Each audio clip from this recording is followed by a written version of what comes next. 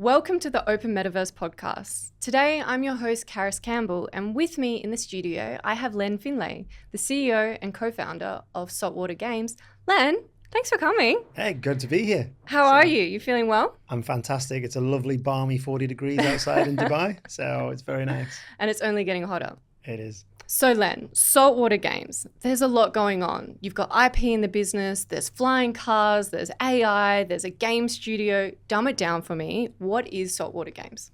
Okay, so in the real simplistic view from the high level down, we are three businesses in one. Right. We're a Web 2 AR, VR spatial compute studio that has nothing really to do with Web 3, but there are integration moments that we're going to have. We then have a Web 3 studio, which is multi-title. So, and then we also have then an innovation hub as well for things like artificial intelligence, as well as the services element to build and operate our XR network on behalf of XR Foundation. Interesting. So let's deep dive into the journey of you starting SaltWater Games or co-founding it with Dave. How did that happen? What was that journey like? Yeah, and it was co-founded with Dave and Chris. Oh. Ooh, Chris will be upset on Sorry, that one. Chris. So, but yeah, Dave and Chris, as well as there was other members of the team as well that came together around the business. But my background was, and how I met some of these guys, was building tech companies for a long time, Right. UK, Middle East, Australia. Australia was the last big adventure in a systems integration business. Nice little Aussie shout out. It was a big Aussie shout out. Yeah, spent a long time in Manly Beach. Lovely. So- Bondi girl, but okay. Yeah, North Shore. Anyway, so it's all right. We'll get on. Yeah, okay. We'll get on. It's the line is the harbour. And I got to meet some of the guys through the adventures over there, as well as some of the guys came from the UK. But how it started was with the source IP of flying race cars. So because I'd invested in the real flying race car world Wow. of Airspeeder and Alauda, which is an Adelaide business. Wow. So another shout out to Australia. So you're talking actual flying cars. Absolutely, yeah, flying race cars to be specific. Wow. Okay. These things are insane when you see them. So, and Matt, the founder, and Jack as well, phenomenal pair. So they've done a great job of actually bringing a motorsport economic system to that sport to bring this thing to life. So, but when you look at airspeeder.com, you're going to start to see the remote pilot versions of the vehicles stepping into piloted versions. What this means is an opportunity to actually build a game experience to train people in the mechanics of how these things even operate. Wow. To then go all the way through to even become potentially a pilot. Wow. So that's how SaltWater Games started. It's a very unique journey. As someone who is a massive Formula One fan, I have, let's be honest, at the tender age of 33, missed the boat in being a professional Formula One driver. But is there hope for me yet? Maybe I could just skip that and go straight to flying cars. I thought the same. So in fact, that's actually one of the reasons I invested and seeded the company and brought my network in. And then I got very quickly told there was about 300 Top Gun pilots ahead of me. So, and some test flights and some people coming out of DRL and some of these things as well. So, but yes, I would, the reason I sort of wanted to go down the journey with Airspeeder as an investor and on the board of that company was because I want flying cars to happen in the truest sense where you're in control of that vehicle. And racing is where you get a chance to even test all the technology that will eventually, hopefully, make it into the hands of normal consumers, And so especially in Dubai. Yeah, especially in Dubai. And so do you see a future where it comes off the racetrack? Yeah. Wow. Yeah. So if you look at Airspeeder and what they're trying to do, the actual parent company for those guys are called Alauda. And Alauda has a whole stream to commercialize the intellectual property out of the flying race cars into something that you would acquire and use. Okay, so you've built a game, Celeros, around this possibility or basically the future prediction that you will be able to take these flying cars that Airspeeder have actually created that are live and traveling around the world at the moment, and this can be the pilot training tool, but at the same time it's open to consumers. And it's got to be fun first. So it's not Right. it's not like Microsoft Sim. So it's not Flight Sim. Yeah. So it has to be fun. It has to be an arcade element to it as well, because there is actually a sim on the Airspeeder side for training pilots before they step into remote controlling these vehicles. So because even the vehicles that are even the Exa series, the remote pilot version, that is a hell of a lot of power to weight inside something that's less than 150 kilos. So before you can remote pilot one of those things, you need to have training in an actual sim. So, but we are the arcade. How do you get access to this motorsport from the ground up? The game is how you do it. Or you can watch it on TV. So, of course. Or as a spectator, perhaps, in future tournaments. Yes, it's going to be a while before you have spectators sat right next to the vehicle track at the same time. I'm happy to wait, to be honest, at this point in time. 8 blades about 7 meters above your head flying across at 300 kilometers an hour might not be for everyone. Okay. So, but yeah. And so this was the pivotal moment that sparked the idea of co-founding with Dave and with Chris and yourself in SaltWater Games. Why did you call it SaltWater Games? Well, I actually used to run my own venture arm out of Australia called SaltWater Ventures. Really? And saltwater is basically where we came from, depending on your religious beliefs or not religious or evolutionary beliefs. So, and saltwater is generally where all the minerals of life exist. Nice. So, and also if you look at the logo, the 3 waves on the back of a wake. I don't know if you've ever been wakeboarding. The third wave is the biggest. Yep. So, and that was another reason for the logo as well. Same with the set coming in. You got to wait for the third wave. Aussie girl. Yeah. There you go. So that was the beginning. So what I wanted to do was, so my offer back to SaltWater Games was to give up my SaltWater Ventures, come out of my semi-retirement slumber, which was not very long, and then basically jump in and build this with these guys. Interesting. So. Okay. So you've got this now gaming studio with multiple gaming titles. Let's look at the Web3 titles to begin with and the XR token that surrounds that a little bit. You've got Celeros, which we've just spoken about, but you also have Resurgence and you've got Freerunner as well. Can you tell us a little bit about those? I'll start with Celeros because that's the one we were just talking about before. So Celeros is going down the path of a Fortnite of motorsport. Okay. It's multi-motorsport inside a single title. The first source IP is Airspeeder, but of course you'll see within the landscapes of what's being built, and without giving any names away, you'll see that we have water and we've got roads. So as well. So even though we're in cityscapes and anyone who's going to be going into Next Fest is going to get the latest version of the Aero Bay to see exactly where the fidelity of this track and the world that we're building is going. So, but it's a Fortnite of motorsport, so it's multi-modality motorsport in one title. So that means that it's based on advertising sponsorship. It's a motorsport economic system. It lends itself very well to XR. XR is almost an esport ability Web3 network, so L3 network. So think about PvP, so it's player versus player, or it's tournament structures with advertising, sponsorship, risk, reward. That's what that network is built for. And Celeros was the first title to be built around that framework. Freerunner, which is parkour racing through a city, similar economic system. So you'll see that one will map very nicely onto XR. But that one, think Mirror's Edge in Web3 with VR. Okay. Interestingly. With VR. With VR at this point. So I won't give any more away. Have enough going on, or at this moment? Well, when we acquired the studio, the Maze and the Emergent Entertainment group, when we basically got the assets out of that team, it came with some of these titles. So what we needed to do then was basically stack them up into the right verticals, to then allow the teams that were already building these things to continue to build, but with the support from the SaltWater Games crew. So, and all the things that we were doing as well. Interesting. So, yeah, this is my background is integration. So you'll start to see that theme across everything that we do.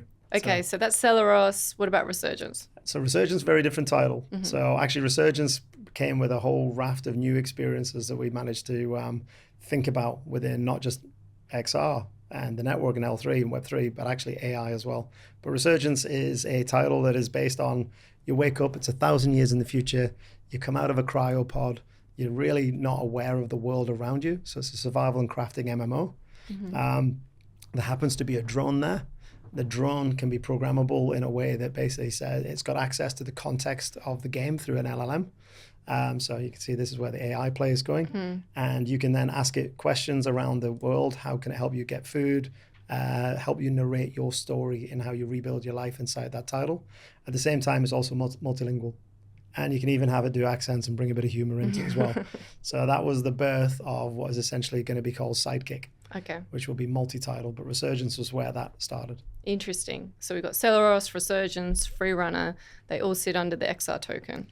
They all sit under the Nexus Labs vertical of our business, that entity, and they will utilize the XR, the L3 network that we're building. And so why build an L3? And where is it being built? So the thing is, a lot of this wouldn't have been possible until some of the more recent innovations that have happened inside Web3 in the crypto space and blockchain space. So it's only become really recent that we could take a stack, which is basically Arbitrum on ETH with an orbit chain on top, sequence wallet, Caldera RAS, and then layer 0 for the bridge.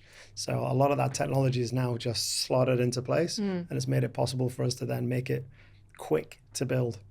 So that's why we've gone down that particular stack path, and that's why we went to an L3 rather than trying to build an L2 and have to go and build all of that technology that other people have already forged the way for. So timing's been key. Absolutely key. As always. So does the world really need another gaming token?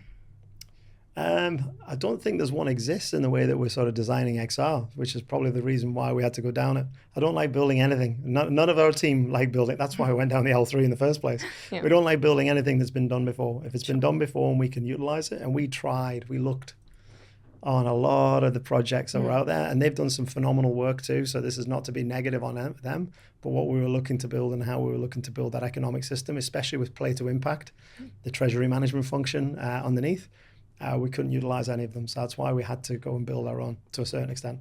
But that's why we also needed to wait for the technology innovation to happen to the point where we could do it in the fastest, most efficient way possible. And how are you feeling about it now?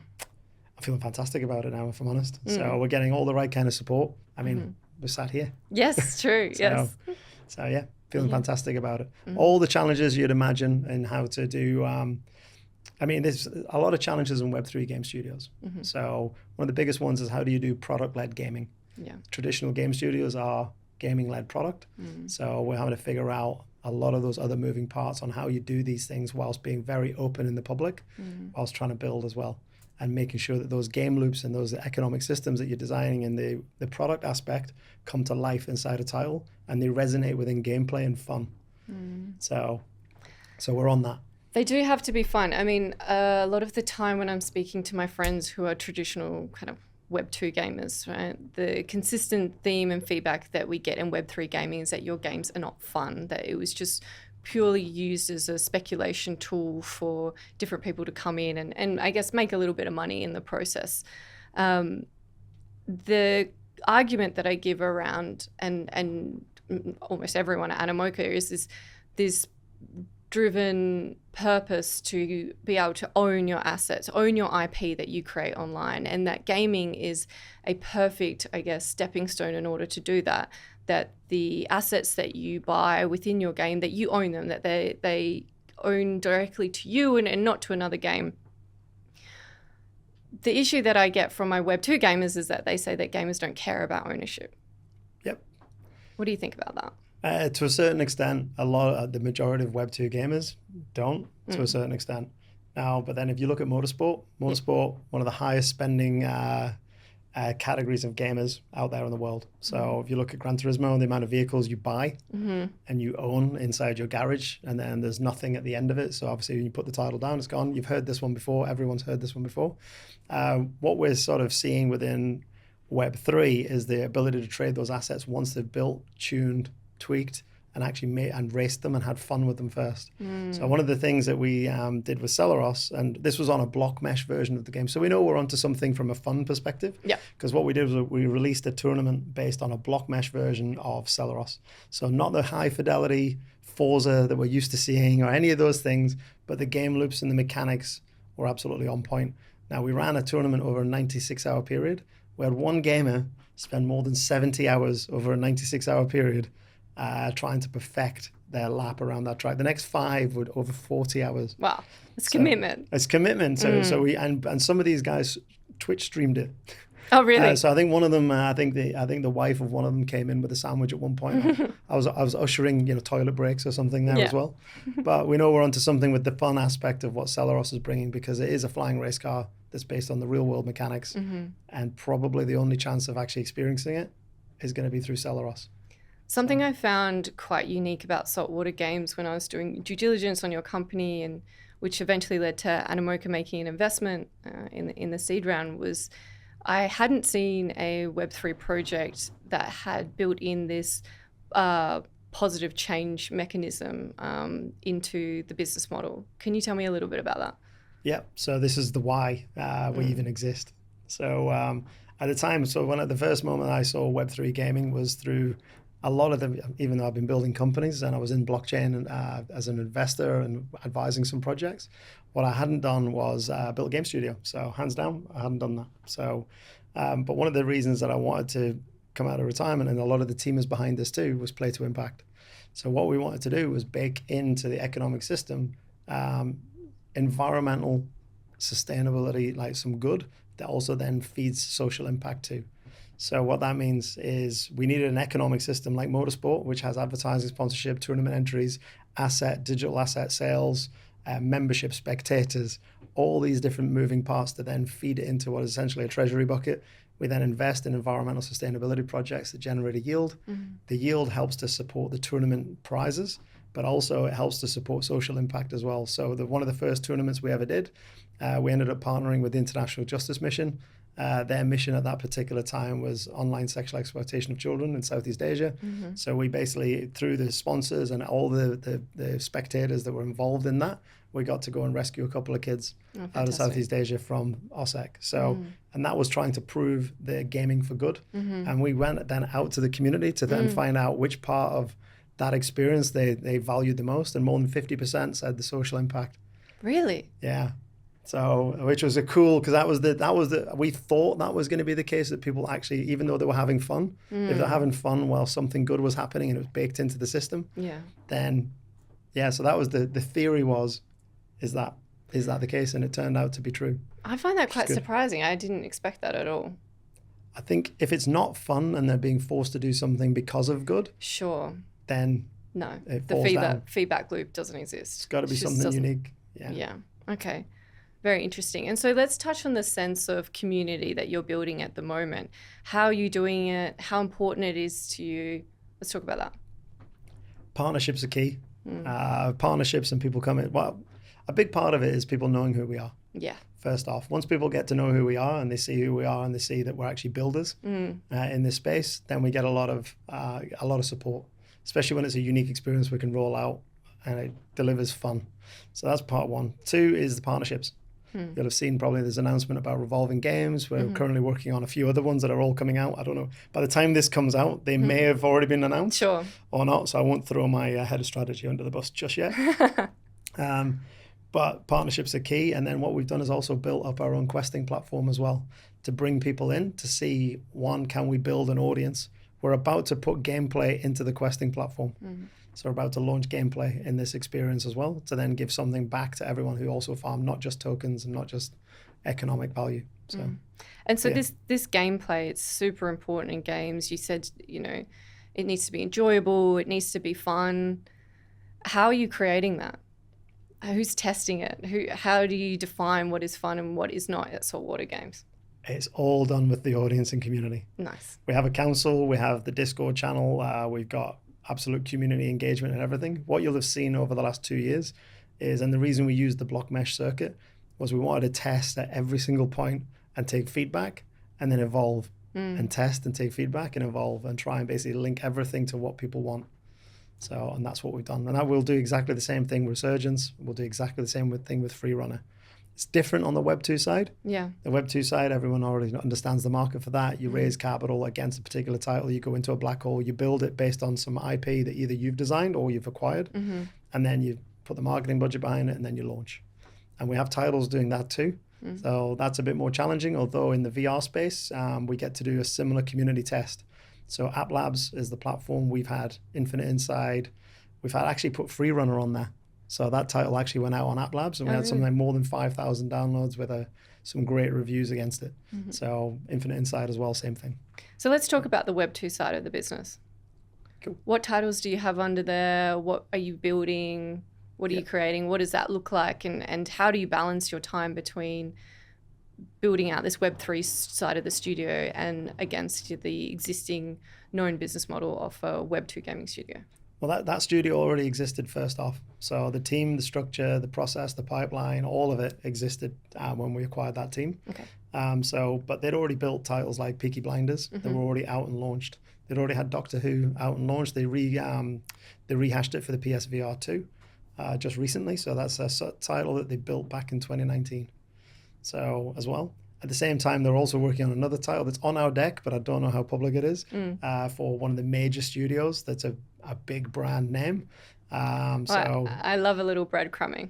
yeah, it might begin with T. Okay. Anyway, it's a very famous title. So the guys are working on that in collaboration with Vertigo and Embracer. But we also then have another title called Infinite Inside, and that one's being launched very publicly at the end of June, with on almost every VR AR headset. So we've had to tweak and make sure that we can take what was essentially a puzzle experience that already was on Meta, that we'd sort of built for Meta. We had to pause the launch and then re-look at the fidelity of the hand controls and the gesture controls inside the title, to then take that title and launch it across all platforms at the end of June. So that's going to be a big one. We've already started to share some of this already. Anyway, you're going to be seeing the website go live on this. So there's not really too many secrets on this one at the minute.